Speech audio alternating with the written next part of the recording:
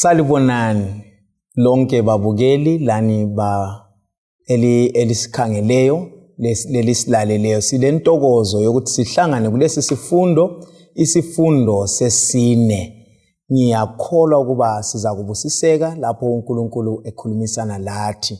Mina-ke igama lami ngingumfundisi uVizet Ncube, zanikela leli thuba kwesindawonye ukuba siziveze ngamunye. Salibonani babukeli labalaleli, siyajabula ukuhlangana esifundweni okhulumayo nguCrayton Gatsheni. Ngiyalibingelela bathandekayo kuyonke imango elikuyo. Ongiyokhuluma lani ngumfundisi uG Mlilo. Salibonani babukeli labalaleli. Mina nginguMisisi Siboneni Mhlanga. Kasicimezeni sibe lo mthandazo singakangena esifundweni sethu. Baba wethu oyingcwele othandekayo okhoneka ezulwini, lanteli ithuba lokufunda ilizwi lakho.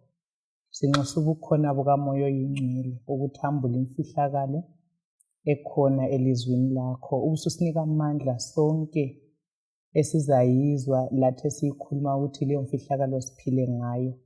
Siyabonga ukuthi usithembisa ukuthi uzasenzela khona lokho. Sicela ubukhona bukamoya oyingcwele ngayo uJesu siyabonga. Amen. Amen. Okwemzuzu ethile, dobha iBhayibheli lakho. Ulibambe lapho esiza kukhangela isifundo sethu ku-Exodus 7, lo 8, lo 9, lo 10. Lapho sikhangele izifo. Sizananzelela ukuthi sifisa ukukhuluma ngoNkulunkulu uqobo lwakhe. Ungubani uNkulunkulu? Sikhangele uNkulunkulu, sikhangele uThixo lezithixo eGibhithe. Lamhlanje ke isifundo sethu seyeme kakhulukazi kuzifo ezitholakala kulolu ugwalo. Sizafisa ukuthi ke sikhangele indima emqoka yalesi sifundo encwadini kaExodus ngu-9 ivesi ngu-35. Verse 35. Ngakho inhliziyo kaFaro yaba lukhuni, akaze avumela abako-Israyeli ukuhamba njengoba uJehova wayetshilo ngoMose. Siyabonga. Sifisa ke unanzelela ukuthi uNkulunkulu uba lamathuba athile okuba akhulumisane lenhliziyo kaFaro maqondana lokuthi uFaro kufanele amazi ukuthi uNkulunkulu unguNkulunkulu, yena uyisidalwa. Lanxa kumbali yaseGibhithe phakathi kwezithixo eziningi ezazikhona, sizananzelela ukuthi uFaro laye wayengomunye obizwa njengokuthi yini? Isithixo, angithi? So ke sifisa ukunanzelela ke lapha uNkulunkulu eziveza kuFaro. Ake sinanzelele ukuthi uNkulunkulu uqala kanjani ukukhulumisana lo Faro. Kule indaba kaNcube Mhlanga esingayo namhlanje, singathi yimpi phakathi kaNkulunkulu lezithixo. Akalwisani lo mGibhithe. Bathi bona osilobe isifundo uthena undoda thize wayibamba idonki yakhe wayishaya. Ithe qeda ukuyishaya wasekhuluma layo, wabona idonki ihamba. Omunye kwamangaliso, kanti wenzani? Kungenxa yani? Wathi kuyadinga bona nxa ezangizwa ihambe yenze umsebenzi kumele ngiqale ngiyinike okuyinkambo okuthize. Kuze kungikhumbuze omunye indoda wathi yana, ingqondo zomuntu ziyahlupha, umuntu uyalibala. Nxa ufuna ukuthi engakhohlwa ofisa wana akwenzele khona, umbize uthi woza lapha mntanami, umuntu wami ampama amabili. Ungamuntu wami ampama amabili usumuntu uthi ngifuna ungenzele lokho kasoze akhohlwe ngoba ukwazuza inkambo thize. Kulesi sifundo salamhlanje bathandekayo sihlangana lo Mose ethunywe nguNkulunkulu ngelizwi kaNkulunkulu bana ayekhuluma lo Faro bana akhule abantu bakhe baphume eGibhithe. Simbona ethandabuza, simbona esiba lenkani, simbona esiba lobuqo loba isiqholo. Ngakho kulesifundo salamhlanje ke uNkulunkulu ukhetha bana athathe inyathelo eliqinileyo eliza kubamba ngamandla uFaro bana akhulule uIsrayeli. Ngakho ke isihloko sethu sechilo ubana kukhulunywa ngezifo kumbe izinhlupho ezidinga ubana kukhulule uIsrayeli zisiza khona leGibhite. Siyabonga. Soke sinanzelela lapha kulo Faro oyisithixo. Kulo nkulunkulu onguthixo. Asehlukanise la. Kulesithixo. Kulo thixo. UThixo ufisa ukuthi azibonakalise ukuthi unguthixo kuzo zonke izithixo. Ake sikhangeleni ke lesi sigaba ekutheni ungubani uThixo ziyini izithixo. Maybe besacabanga abanye okufika kimi ukuthi uhlupho oludala lohlupho othi ngubani omele akhonzwe. Kuyasibuyisela usukela uLucifer esiwa ezulwini. Kusithathe kusingenise kunkambo yonke yembali yempilo yoluntu. Uhlupho olukhulu ngubani omele akhonzwe. Uyananza bona esikufunda namhlanje mawuqathanisa le ndaba kaElijah uyabona futhi kuphendula ukuthi ngubani omele akhonzwe. Usuyangena kuSambulo chapter 14 verse lasiya phambili. Uyananzela futhi ukuthi kumenyeza ubana kakukhonzwe yena wadala izulu kanjani lomhlaba. So nxa sikhangela izithixo loNkulunkulu vele khona akasiyo into yalutho izithixo. uNkulunkulu vele emunye nguye uNkulunkulu okunye akulaNkulunkulu. Okunye yilokhu thina esizakhele khona ngezethu ingqondo sakwenza kwaba uNkulunkulu kungela lutho. Yes. uNkulunkulu abesefudinga bana aziveze ukuthi hayi selikhonza indalo yami yimi engakwenza lokho elokhonza. Sakubona kuphuma isifundo sanamhlanje. Siyabonga. Mina bengifuna ukuthi ngithi isifundo saliviki imfundo sibona sibuya njengempendulo yombuzo kaFaro. Yes. uMoses esiyafika kuFaro kokuqala ku-Exodus 5 kuthiwa uFaro wabuza ukuthi ungubani uNkulunkulu. So ngizwisisa umfundisi uthinta indaba yedonki eyaqala yachaywa kwasokukhulunywa layo. So ngibona ama-plugs lawa kuyindlela uNkulunkulu eyokubuyisa i-attention kaFaro ukumphendula ukuthi anti lo mbuzo ukuthi ngingubani mana ngudemonstrate ukuthi ngingubani. Then sembuye embuzweni wena othi uNkulunkulu ngubani izithixo uyazi ngobani. So sizananzelela ukuthi iEgypt oveze isifunda uthe esilezi thixo ezidlula 1500. Amanzi, inkomo, okunye umkhathi, izihlahla.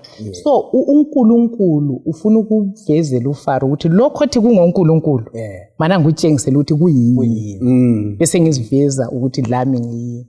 Uyathathekisa ke lapha Gatsheni. Ungakhangela ke usahluko ngo7 iverse ngika 8 usiya ku15. uNkulunkulu uyaziveza ukuthi ungubani engakalethi izifo. Uzaziletha izifo kuphela nxa uFaro eqinise inhliziyo yakhe. Okuyikuthi vele wayiqinisa inhliziyo yakhe. Ngoba kokuqala uhle akhulume ekhangele izithixo zokuqala. Angithi kuyini ongakuzisho laphana ngalezi zithixo zokuqala kungakafiki izifo lezi ezilandelayo. Okay, nginanzelela ukuthi uNkulunkulu ufuna ukutshengisa lapha uFaro ukuthi akula uNkulunkulu ngaphandle kaNkulunkulu osezulwini wadala izulu lomhlaba. Kalokho eGibhite bekukhonzwa izithixo. Ngendlela efananayo futhi lo Israyeli wayesehlala iminyaka eminingi eGibhite. Kwakungaba lengozi ukuthi uNkulunkulu ahlathatha uIsrayeli khonapho ayifike eKhenani enjalo. Ukukhonza kwakho uNkulunkulu ngale wayeza khonza uNkulunkulu amthandabuzayo. Kodwa nxa uNkulunkulu evezela uFaro ngezinhlupho lezi uIsrayeli uthola isifundo. Ngathi kwakuyi effort ngolimi lwanamhlanje. uIsrayeli ekhangela ieffort isenzakala. uNkulunkulu echumayela evezela uFaro ukuthi hayi labo uNkulunkulu bonke beGibhite bayize bayachabalala. Kodwa munye uNkulunkulu okumele akhonzwe. So lo Israyeli la wayethola isifundo bese ngibona izifo kumbe isibonakaliso uNkulunkulu aziveza ngaso esithi yena kuMoses angabuza ukuthi uNkulunkulu wakho ngubani, angathi ufuna ukubona isibonakaliso umtshengise lesi esenyoka ngendlela efana esokuthi intonga kaAaroni itshintshe ibe yini, ibe inyoka, lezanuse lazo zatshintsha intonga lazo zaba inyoka. Bese ukukhanya liyani intonga kaAaroni, inyoka liyana etshintshe yaba intonga etshintshe yaba inyoka iginya lezi ezinye intonga zezanuse lezi. Okuveza ukuthi uNkulunkulu wasezulwini nguNkulunkulu omkhulu kulabo uNkulunkulu beGibhithe.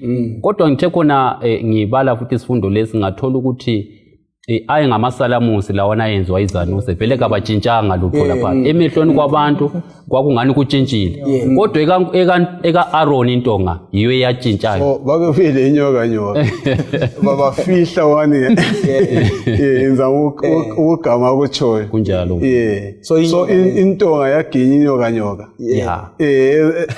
andi umuntu wesalamusi uyaletha isigodo sakhe laphana kodwa ekwazi ukuthi wenzeni ukuthi lingaboni ukuthi athe sehle watshintsha amasinyana wawafaka inyoka zakhe. Yes, now esikukhangele lapha bathandekayo njalo esechilo kaGatsheni, uma singakhangela why inyoka kungenxa yani uNkulunkulu eqala ngenyoka, yini indaba engazange wayenza isimanga ngokunye kodwa ahle aqale ngenyoka. Uzananza ukuthi eGibhithe le inyoka yayisesizithixo ezinkulu kakhulu. Inyoka yayikhangelelwe ukuthi uNkulunkulu olombuso ongathathwa ngomunye umuntu, sovereign God. Inyoka yayikhangelelwe futhi ukuthi yiyo futhi ehlanganisa imimoya yonke. Inyoka futhi yayikhangelelwe ukuthi nxa oFaro besifa sokumele baye kweminye imihlaba nje kukholwa ukubana kuleminye imihlaba etshintsha impilo kulabo abaphila isiya inyoka yokuthiwa iyabathungamela oFaro ibasa kwesinye isigaba sezimpilo. So uNkulunkulu ke kathesi udemonstrate ukuthi yena konke okukhulu kuyize neze, akula lutho la.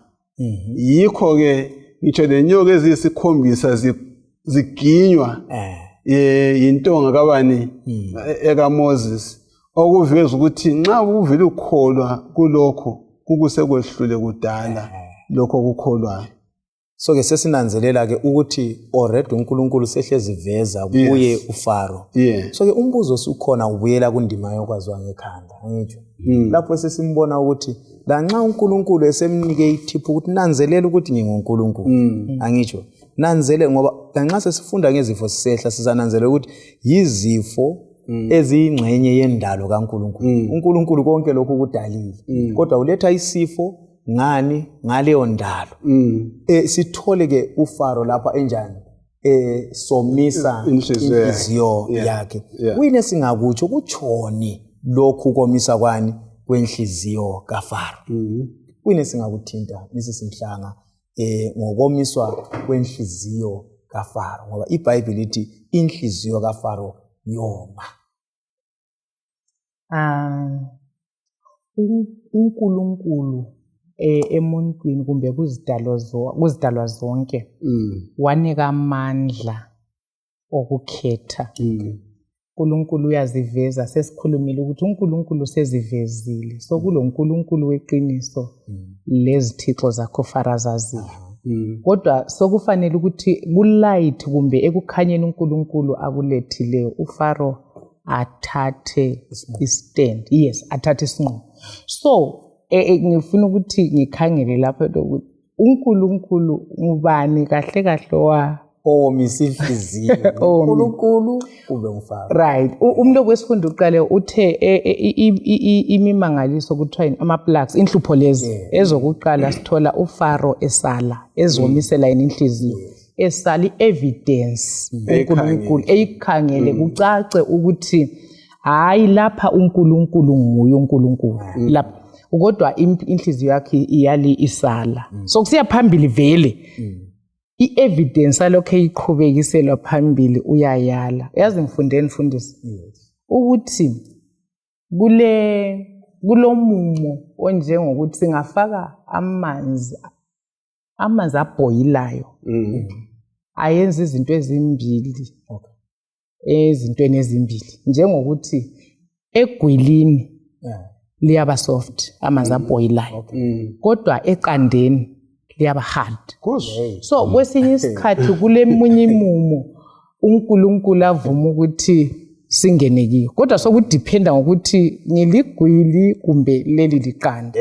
So uFaro eku-evidence uNkulunkulu ampha yona time and again kuye uba hardened ale ukuthi uNkulunkulu. So ngifundele ukuthi ungavela walukulalela uNkulunkulu ku step number 1 number 2 uSathane uyakunika amandla ukuthi wale futhi la ku step number 2 kancane kancane inhliziyo iyabilokhu isala isoma isiyaphambili. So uFaro nguye wazomisela inhliziyo ngokuhlale isibonakaliso sokuqala esavezwa uNkulunkulu ukuthi ngicizelela khona lapha kuthi ukuthi okwenza ukuthi inhliziyo kaFaro yome ikwala amaqiniso ngendlela efananayo namhlanje iqiniso ungaphikisana lalo.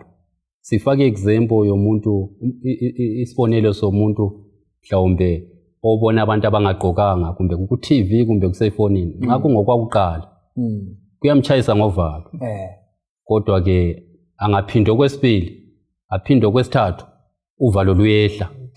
So ukuphikisana lamaqiniso ukwenza ukuthi inhliziyo ibe lukhuni kaso uNkulunkulu omisa inhliziyo kodwa umuntu okuthi ukuthi even le church nxa kuchunyayelwa kufundiswa ungaphikisana leqiniso ulizwile inhliziyo iyabe lokhu isoma uyabe lokhu usuba stubborn and uyabe ungekho prepared ukwamukela elinye iqiniso nxa uphike elinye iqiniso.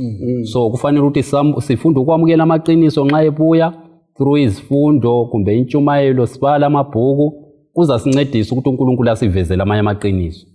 So siyakunanzelela yini lapho ukuthi uNkulunkulu olothando ngoba ngamahlandla wonke lapho kubuya izifo lezi ezikhona uyabazisa uqala bazisi Mosi Aaron hambani biyefika kubani kuFaro ukuthi khathesi sengiza kwenza khathesi yilokho angithi ungala ungomisa inhliziyo yakho wena ayikho namehlela yilokho ungomisa inhliziyo yakho uza kwehlelwa yilokho. Simthole njengokuthi kaGatsheni lapha ukuthi nxa eyomisa inhliziyo yakhe angithi uqala kukuncinyane lokho kunjani kuqhubekela phambili mfundisi.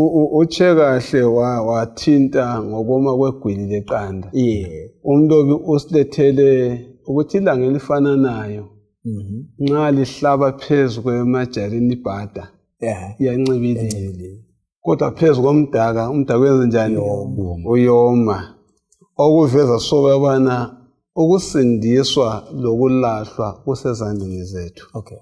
Nxa uJehova esilethele kukhanya sikwamukela njani angithi vele ungaba sebunyameni obukhulu kakhulu uhlale phakathi kobunyama ugcina usujwayelana nobunyama ubone ngani hayi songani sokukhanya.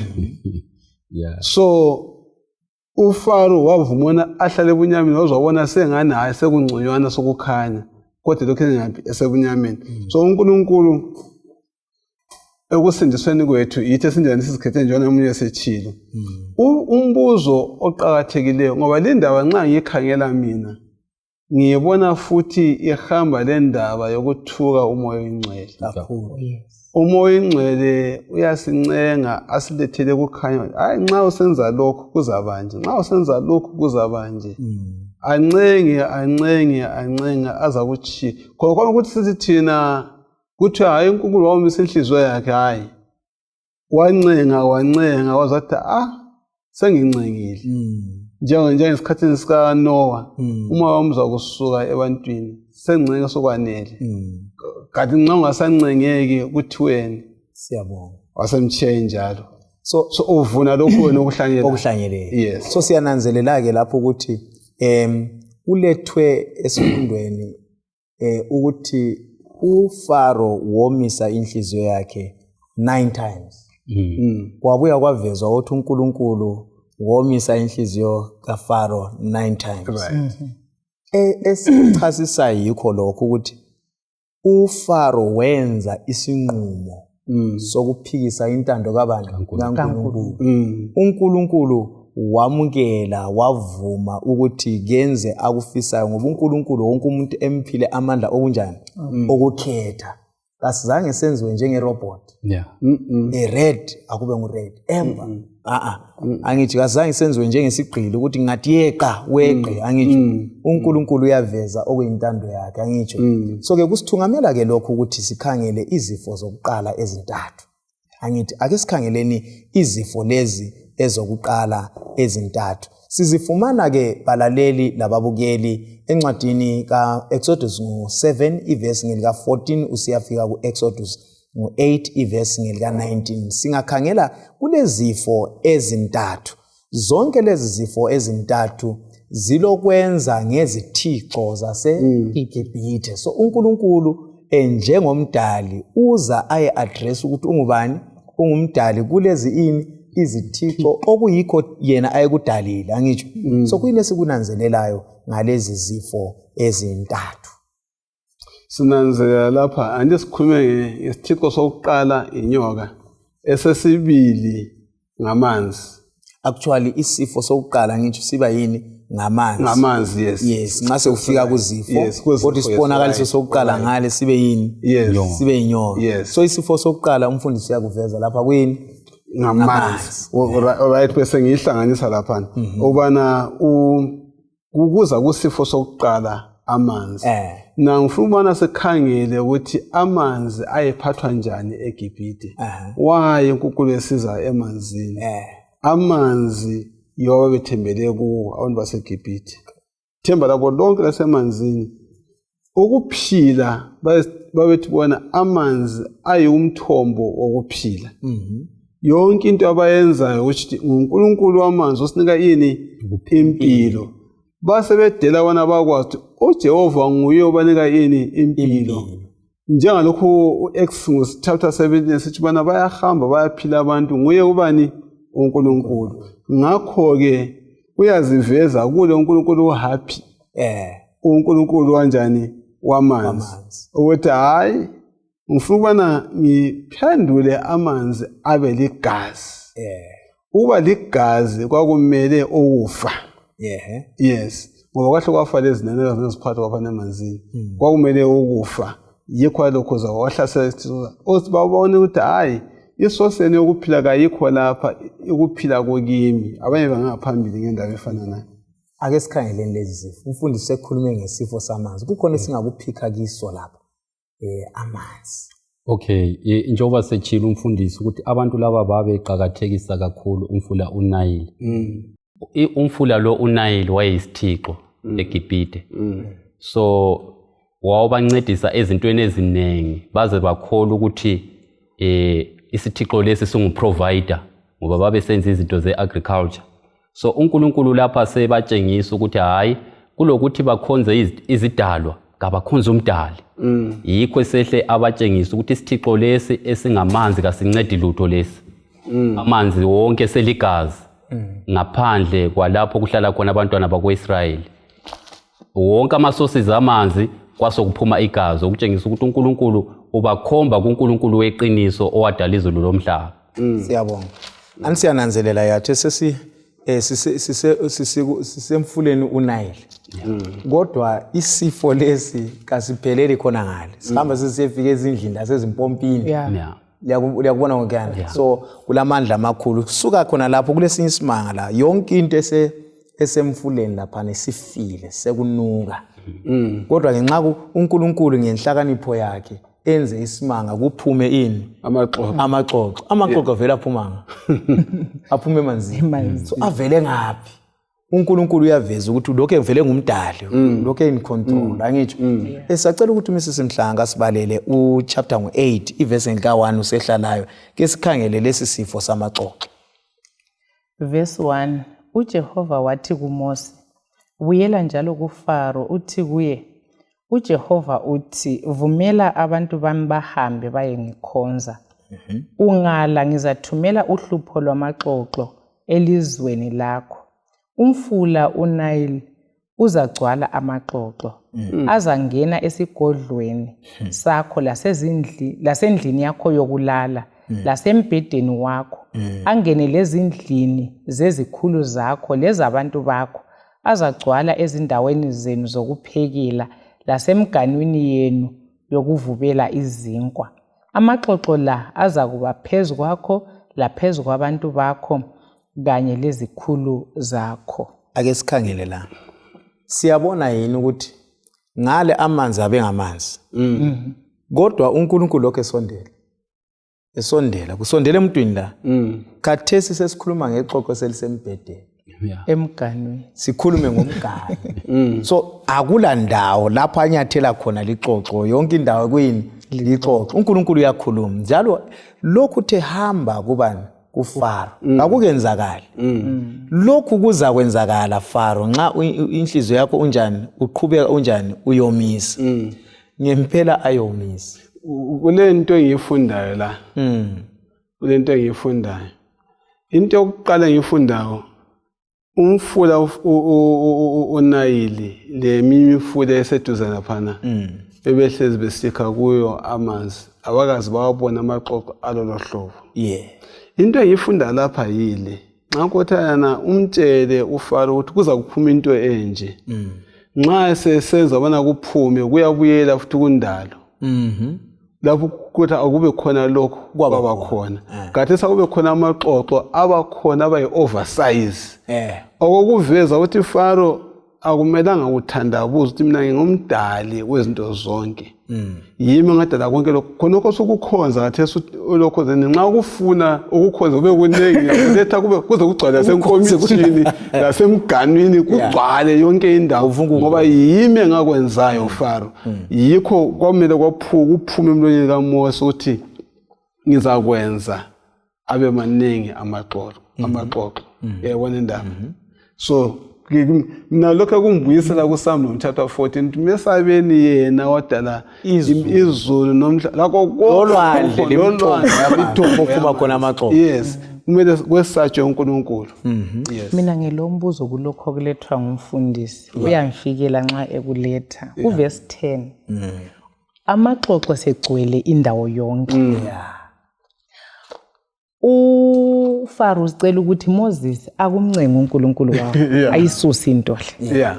Kodwa uMose abesebuza ukuthi ubungafisa ukuthi kwenzakale nini lo. uFaro athi kusasa. Ngicela sixoxeni ngempendulo yakhona. Kuyini okukhona ngamaxoxo lokuba isithixo sawo kumbe kuyitshoni ngokoma kwenhliziyo ngoba nxa ixoxo lisemganwini uthi kusasa lisembhedeni uzalala ngizama ukukhangela inhliziyo ewonyiswe yikwala ilight uNkulunkulu asinika yona. Kulokunye obonayo ukuthi lapho umuntu kasazenzi ngicabanga ukuthi umfundisi ukakhuluma ngokuthi umoya ingcwele uyathutha. Kwesinye isikhathi ucina uqhubeka nje ungasaboni ukuthi kuhamba njani. So siyakunanzelela lapho ukuthi umbuzo omhle kakhulu ukuthi siyananzelela ukuthi funa kwesinye isikhathi uFaro wayekukhangelela ukuthi phela ngoNkulunkulu bakhe laba ngisho. So nxabe ngoNkulunkulu bakhe nxa uNkulunkulu esebalethela bangasuswa ngoNkulunkulu la wayelomcabanga ukuthi funa sebengazisukela bayi.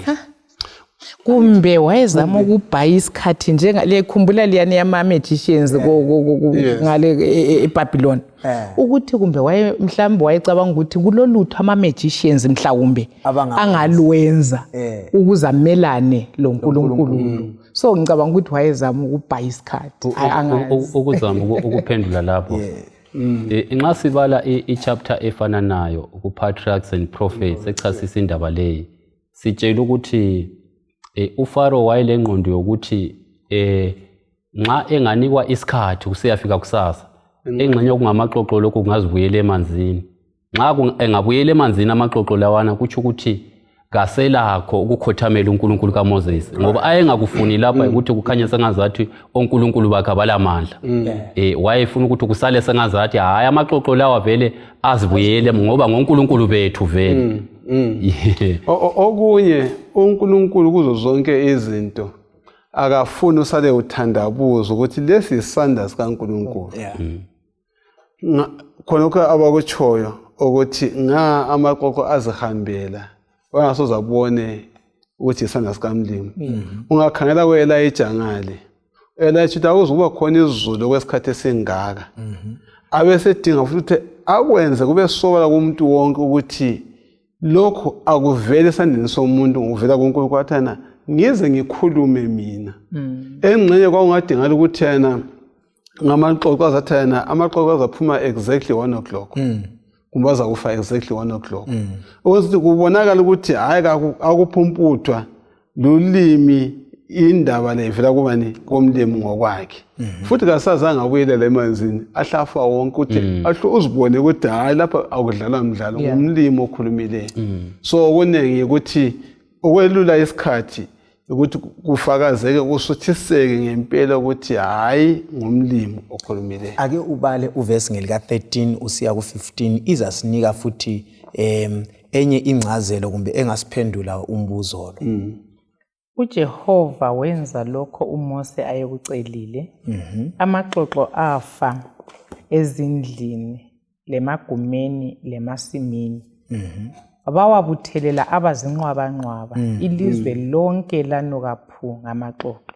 Kodwa uFaro ebona ukuthi udubo seluphungukile womisa inhliziyo yakhe wala ukulalela uMose lo-Aaron njengokwakuvele kwachiwo nguJehova. So ke isicelo sakhe siyasinanzelela ukuthi siphetha ngapi. Siphetha ke amaxoxo ke efile ezinqwabanqwaba. So ke ngeke athi ulesenzo ngokubulala uNkulunkulu bakhe. Hayi gala sandla ekufeni kwani kwaboNkulunkulu bakhe. Angithi akusisize Mrs Mhlanga usibalele iverse ngelika 16 lapho sikhangela isifo sesithathu. uJehova wasesithi kuMose, tshela uAaron uthi, phakamisa intonga yakho uchaye uthuli lomhlabathi. Uthuli luzaphenduka lube izintwala elizweni lonke laseGibhithe. Funda. Benza njengokulaywa kwabo. Kwathi uAaron eselule isandla sakhe ephethe intonga, wachaya uthuli, izintwala zahlasela abantu lezifuyo zabo. Izanuse lazo zazama ukwenza izintwala ngemilingo yazo kodwa zehluleka. Izintwala zazisebantwini lezinyamazaneni. Izanuse zathi kuFaro, lokhu kungumunwe kaNkulunkulu. Kodwa inhliziyo kaFaro yayilukhuni, eyisiqholo, kabalalelanga njengoba uJehova wayevele etshilo. Sinanzelela ukuthi ke izanuse zimi ohlangothini lukaFaro. Kodwa ngesenzo la ngesehlakalo ziyavuma. Zithi hayi akunje la nxa thina sikhothama kuwe ukhona omkhulu kulawe osedinga usinjani simkhothamele. Ngezi indlela zifike esigabeni sokukhothamela uNkulunkulu. Kodwa ngalesi sigaba uFaro ngamandla uqinisa inhliziyo yakhe. Ngigcizelela khona apho mfundisi. Sinanzelela ukuthi uNkulunkulu lapha uzama ngazo zonke indlela ukufinyelela inhliziyo kaFaro. Azasebenzise labanye bakhe ukukhuluma iqiniso ukuthi lesi isandla sikaNkulunkulu. Kodwa la nxa kunjalo uFaro womisa inhliziyo yakhe. Even sokukhuluma abanye bakhe abazi ukuthi uNkulunkulu osezulwini abamazi. Nxa esebabo ebezwa bekhuluma befakaza ukuthi lesi lo ngumuno kaNkulunkulu, uFaro womisa inhliziyo yakhe kunjalo. So kubuyela futhi kuliyana indaba kaIsaiah chapter 5. Kuyini engakwenzanga kade kumele kwenziwe ngalesi sivini lesi. So uNkulunkulu wenza konke ukuthi uFaro akubone ukukhanya, akhethe ukwenza okuhle but wakhetha ukomisa inhliziyo yakhe. Mina ukungezelela kulokho okutshiwo nguGajeni. Uhlupho lwesithathu lolu yilo olokuqala olokuveza ukuthi uNkulunkulu nguye umdali. Ngakhangela amanzi avele evele khona. Khangela amaxoxo abevele khona. Kodwa ukuqala kwelayisi le kwathiwa uthuli kwavela life ethulini. So yikho ivesi isithi lezi zanuse zehluleka ngoba uNkulunkulu nguye yedwa olamandla okudala. So uNkulunkulu wahle wachaya khona ukuthi ababekwazi ukuthi even la khona okunye abakukhonzayo kwaphuma esandleni sakhe. Yikho sibona lapha ama-magicians esehluleka. Labo bavuma ukuthi hayi lapha singahamba sihambe kodwa hayi lapha kulapha esicina khona. Kukhona engifisa ke sikunanzeleleke futhi la. Angithi ungakhangela izifo lezi zokuqala ezintathu. Bezizifo ezingathintanga inyama yomuntu.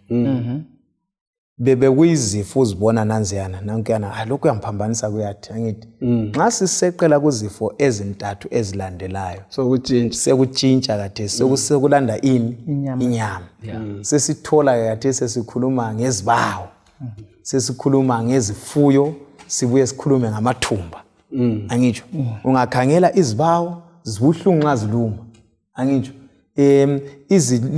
izifuyo zilokwenza le economy yeGibhithe nxa zingaphela ke lapha angitsho amathumba alokwenza lokuthinta inyama yomuntu angithi sifundani ngalesi sigaba lokuqiniswa kwale inhliziyo le.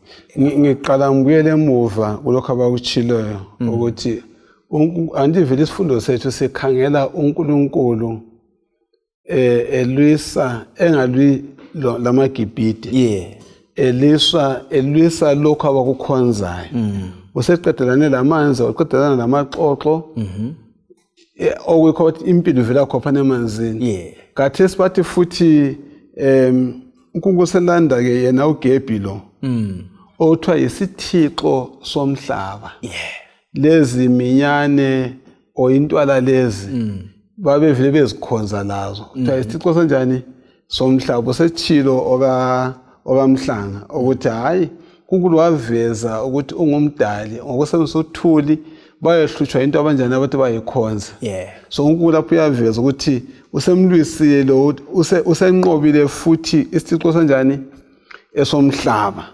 sesiyangena kulokho okhuluma ngakho ukuthi athe sokusuka kathesi entweni esizikhangele emaceleni sokuthinta inyama yethu osokusenza ukuthi kuze kuvume lo muntu ukuthi hayi lo kakho phezulu kwamandla ethu uNkulunkulu sibili wasokuthinta kanjani lenyama ukuthi lokho kutshintsha ama stages ezinhlupho asozokuthinta inyama kuphela kwazogcina kubulala inyama imphefumulo kuyagcina kubulala la inyama kungasali kusemkhuhlaneni kuphela so ake sixoxeni ngalezi zifo ezintathu.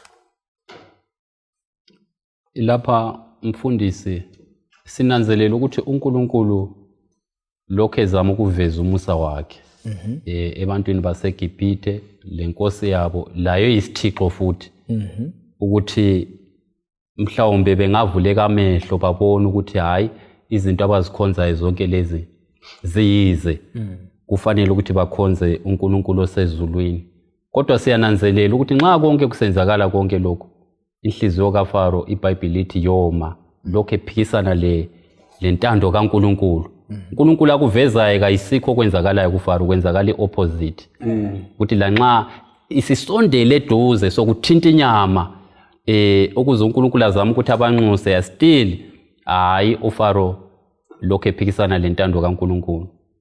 Siyabonga siyacela uMsisi Mhlanga akasibalele lapha chapter 8 iverse ngelika 20 usehlalayo lapha. Verse 20 uJehova wasesithi kuMose kusasa ubovuke kuseni kakhulu uhlangabeze uFaro lapho esiya emanzini ubokuthi kuye vumela abantu bami bahambe baye ngikhonza ungala ngizathumela umtshitshi wempukane kuwe ebantwini bakho lezindlini zenu izindlu zabantu baseGibhithe zizagcwala impukane lomhlabathi ugcwale zona kodwa ngalolo suku akuyikuba njalo eGosheni lapho okuhlala khona abantu bami akuyikuba lemitshitshi yempukane khona ngakho uzakwazi ukuthi mina nginguJehova uNkulunkulu womhlaba wonke ngizakwenza kube lomahluko phakathi kwabantu bami labantu bakho lesi sibonakaliso esiyisimanga sizakwenzakala kusasa uJehova wenza njengoba wayetshilo impukane eziningi okwesabeka kakhulukazi zagcwala esigodlweni sikaFaro lasezindlini zezikhulu zakhe lakulo lonke ilizwe laseGibhithe zalichabalalisa. Balo verse 25. Verse 25 uFaro wabiza uMose lo-Aaron wathi kubo hambani liyehlabela uNkulunkulu wenu likhonapha kulona leli lizwe. liyayizwa indaba. So ke ngezindlela uyezwa lapho uFaro lapha sekuchaya enyameni angithi ngoba nxa kukhulunywa ngempukane lezi actually ungakhangela futhi kwezinye izigaba original futhi ayisola impukane futhi yizo futhi izibawu la bayalunywa la izibawu lezi angithi seziluma abantu lapho uFaro sezuze la phela akasali phandle asithi kungani inhliziyo yakhe ingani sithamba la kancane angithi kodwa bese faka futhi icondition sifundani la engufunda kokuqala impendulo yombuzo esibuzwa lapha ethi yena akukhethile ukuthi uNkulunkulu wenza izimanga ezinkulu kangakanani kodwa uluntu lokho lethuba lokuthi lwamkele kumbe lungamkeli kakhulu.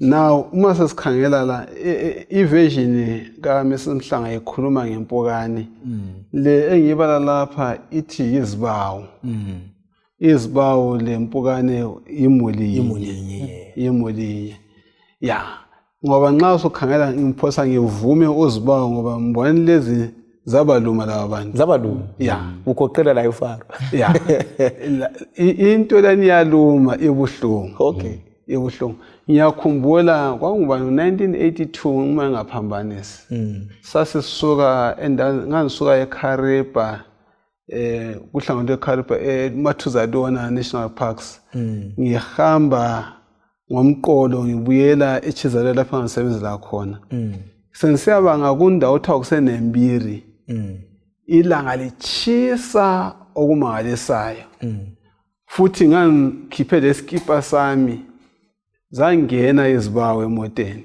zagcwala owempukane zagcwala emuva ngitshayela nxa ngizamukwe yamaso esitulo ngangisitshantshiswa iRexina esitulo okuveza ukuthi kwakuchisa kangakanani nxa ngizama ukuthi ngapha zantinda okuzwa ngaba mabhuntubhuntu kubuhlungu khona kuyinto lapho uNkulunkulu usebenzisa yena uyachithi ithixo uthixo uthiwa nguthixo wemisenya uthixo wezimpompoma zamanzi ukuziveza futhi ukuthi lithembela entweni eziyize ngokusebenzisa lokho kuyinto ukuthi kubahlukuluze babona ukuthi abakukhonza kunjani kuyize so isithixo sempukane nesithixo sezibawu sehlulwa futhi okay yes uNkulunkulu wabatshengisa ukuthi yena hayi lokho yize neze ngokwenza kwaba kuningi kwaze bafisa ukuthi kakususwe kubo so uzwakala lapha uFaro engani usevuma la kodwa kulento engani iyakhathaza lapha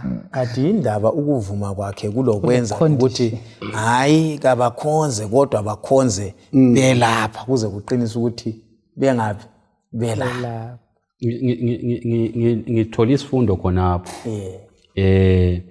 okwakuqala ukukhonza kukaIsrayeli ugoqela ukubulawa kwezinyamazana so nxa kuyikuthi bazakhonza belapha eGibhite nxa izinyamazana sezibulawa uFaro labantu bakhe bazazonda ngoba kubo bangonkulunkulu sokubulawa uNkulunkulu babo so akuvumi isifundo sesibili engisithola lapha ukuthi uFaro lapha vele ukuvuma kavumanga ikavumanga lapha ufuna singathi kumbe ukupretenda samuntu ovumileyo kodwa akavumanga kuyenzakala futhi ukuthi even nxa selichaywa ivangeli umuntu kube ngani ilizwi limthintile uphendukile kodwa engaphendukanga efikelwe yikwesaba lapho kwasokufikela uFaro yikwesaba kaphendukanga katshintshanga ingqondo yakhe wayelokho engafuni ukuthi abantwana bakwaIsrayeli banjani bahambe so nxa uNkulunkulu ekhuluma lathi babukeli labalaleli kulezinye intshumayelo mhlawumbe ezingazwakala sengazathi ziyethusa kodwa kasonjongo kaNkulunkulu kusethusa injongo kaNkulunkulu ukuthi siphenduke sichizono zethu kanti vele futhi le njongo kaNkulunkulu yayengasothi babe lapha yayithi kabaphume eGibhite so isicelo sasingelani lokuthi bakhonze la isicelo sasingesokuthi baphume bayekhonza ngapi enhlane mina bemfunda indaba ye-half obedience ukuthi hayi uFaro umlaleli ubavumela ukuthi hayi khonzani ani uNkulunkulu uthe kabaphume baye ngikhonza yena uthi hayi lingakhonza likhona lapha bese ngifunda ukuthi isiKristu sethu ukuthi uNkulunkulu kwesinye isikhathi siyafuna ukumlalela half kokunye siqhubeke sisenza okuyintando yethu. Then ngifuna ukukhuluma ngendaba yama-boils uhlupho lwamathumba mfundisi ukuthi kuthiwe uNkulunkulu lapha owayevezwa uNkulunkulu omdala ukuthi hayi asoNkulunkulu kuthiwa kwakuNkulunkulu we-medicine and healing. So uNkulunkulu wavuma ukuthi abehlelwe yizilonda. uNkulunkulu wabo kuthi ukuthi wayeza belapha. Kodwa sibona lapha bechaywa. Mina engifundayo ngoNkulunkulu yilokho ukuthi uNkulunkulu uyaveza kuFaro ukuthi Faro lo izinto zonke ongabe uzithembile ngoba uNkulunkulu bakho kambe sesikuplug number 6 phela bekumele ukuthi ngakulwesinye sesike sama sanqoba kodwa sesilokho sihamba ziyanqotshwa bekumele ukuthi inhliziyo kaFaro yancibile but ungafunda uverse 12 ka chapter 9 uthi la inhliziyo yoma ngamandla Yethusa lokho angithi akusibalele uchapter 9 ugcine ku12 laphana usikhangele u13 ngoba sifisa ukukhangela njalo ezinye izifo ezinjani ezintathu ezilandelayo ukuthi ake sikhangele ukuthi kulezi zifo sifundani kizo sibalele uverse ngelika 13 usehla sokulezinye izifo la. uJehova wasesithi kuMose vuka ekuseni kakhulu uyojamela uFaro uthi kuye nanku okuchiwo nguJehova uNkulunkulu wamaHebheru uthi yekela abantu bami bahambe kuze bayengikhonza kungenjalo kulesi isikhathi ngizakwehlisa ubunzima bezinhlupho zami obulesihluku phezu kwakho phezu kwezinceku zakho labantu bakho ukuze lazi ukuthi kakho omunye onjengami emhlabeni wonke. Kunjenje ngabe sengiselulile isandla sami ngakuchaya kanye labantu bakho ngesifo ebesiza kucicha emhlabeni. Kodwa ngikuphephisile ngayona leyo njongo yokuthi ngikubonise amandla ami lokuthi ibizo lami lifakazwe kuwo wonke umhlaba. Ulokhu uchingela abantu bami ubalela ukuthi bahambe. Ngalokho ke ngasona lesikhathi kusasa kuza kwehliswa isiqhotho ngizakwehlisa isiqhotho esingakaze sehlele amaGibhithe lilokhu lababala khona elizweni leli.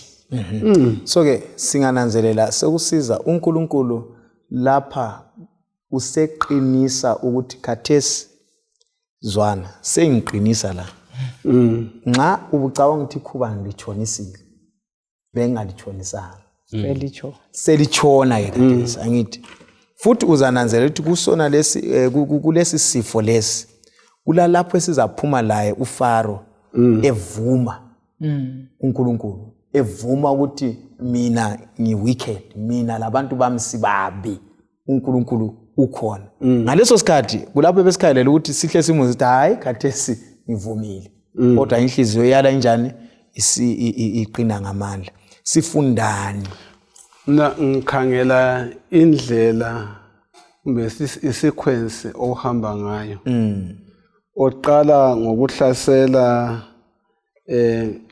isithixo selokhoza nini sesibhakabhaka uNathi ayinthi ndawonye uNathi lo ababethembele ukuthi nguye obaphathisayo in terms of isibhakabhaka labo zulani kusezulini lapho uphuma khona isiqotho kusemanzini waphuma khona amaxoxo yabona indaba. Owesibili bakhangela futhi Osiris oyisithixo esilawula izilimo lokuvundisa umhlabathi kungobana kuyahlasa kucina kuchithwa la isiqotho lakho konke njalo. So ivesi thitha ngesiqotho kathi sisiletha esithi sina ekwahlulela ijudgment kaNkulunkulu. Nxa lokho hamba ukhangela kufika lapho uNkulunkulu letha khona ukwahlulela ezimpini zabantu nxa lokho besalela esonweni. So lapho athi sesihlangana njani lokwahlulela kusiza phezulu kwesizwe sabani samaGibhithe. Isisimhlanga uthe ukhuluma waveza ukuthi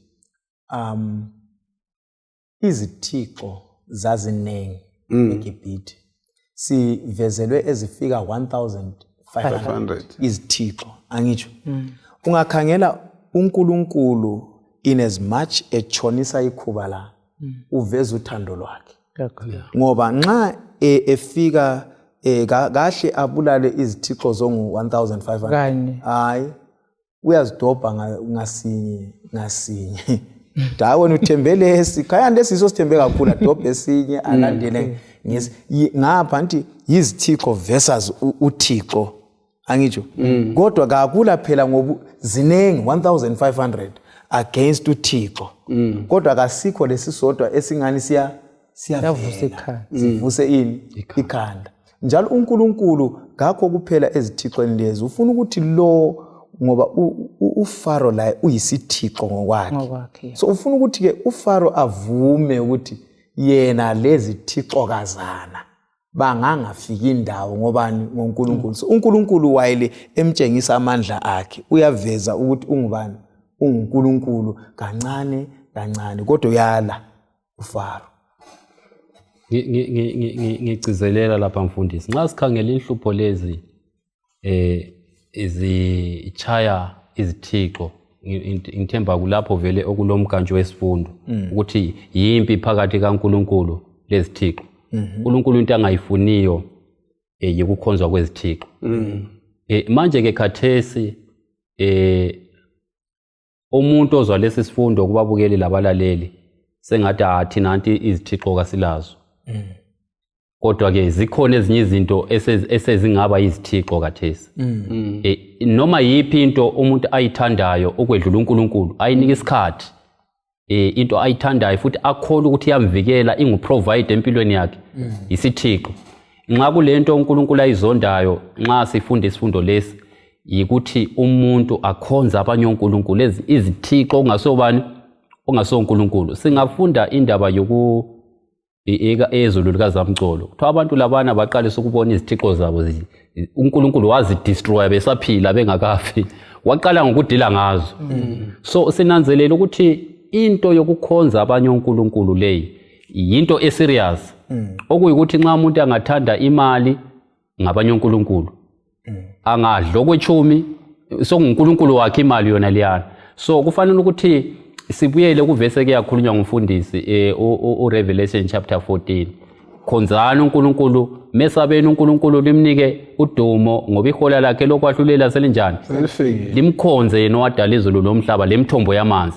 So yisikhathi sokuthi babukeli labalaleli sikhonze uNkulunkulu ngokupheleleyo, noma yini into esehlukanisa lo uNkulunkulu kasichiyeni, ngoba ekucineni uNkulunkulu uzadila lezi zinto zona lezi sizithembileyo. Mina ngikhangela hayi khuluma.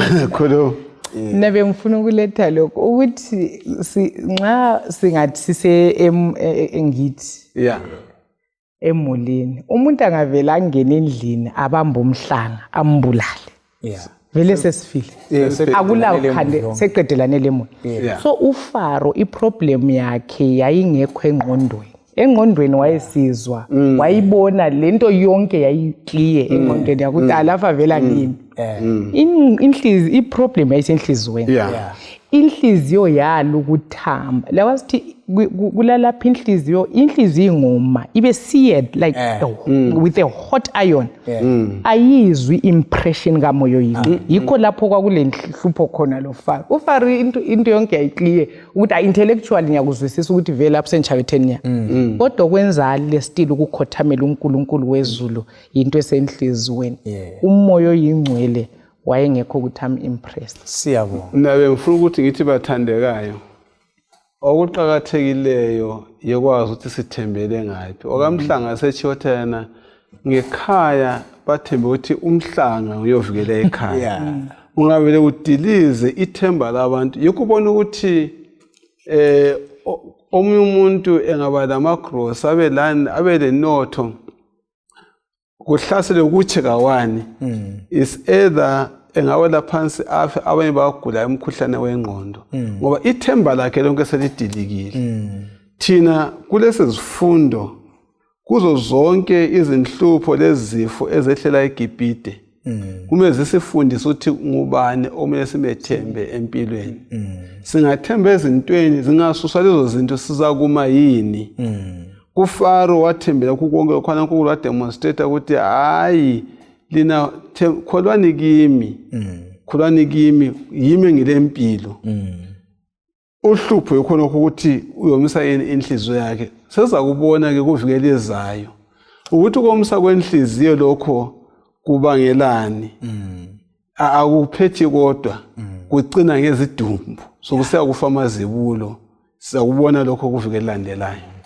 Balaleli lani lonke ebelibukele lesi sifundo, umuntu munye ngamunye uloNkulunkulu wakhe.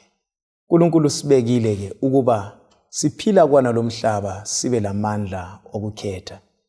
Kuhle ke ukuba simazi uNkulunkulu simkhonze ngomoya langeqiniso. Sikwazi ukuba siphakathi kwempikazi enkulu, limpikazi ilokwenza lokukhonza. Wena ukhonza bani? Esakho isithixo yisiphi?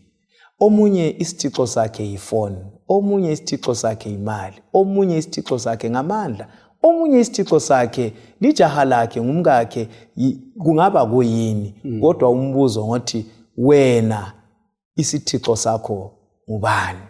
Ilapha ukuthi nginxuse kini lonke asimkhonzeni uNkulunkulu ngomoya langeqiniso. Sikhonze yena zwi ngoba akula omunye uNkulunkulu. iBhayibheli sivezele ukuthi nguye zwi ofanele ukukhonzwa. Sifisa ke kuba uviki elizayo hlanganyelani kulesi sifundo, lingasaleli emuva. Ngaleli thuba sacela uKaGatsheni asiphe umthandazo siqiba isifundo. Siyakhuleka babothandekayo, sithanda ukubonga isifundo esisivezele egcekeni ukuthi uNkulunkulu omele akhonzwe nguwe kuphela owadala izulu lomhlaba. Sincedise sonke esifinyelelwe yilesi sifundo, ababukeli labalaleli, izithixo zonke esibambelele kuzo sicela ukuzithiya ngegama likaJesu. Sibusise Nkosi ethandekayo, sikucelayo ukuthi ngenxa yesifundo ezinjengalezi lezinye zizakulandela siyilungele umbuso wakho oza masinyane ngegama likaJesu siyakhuleka. Amen. Amen.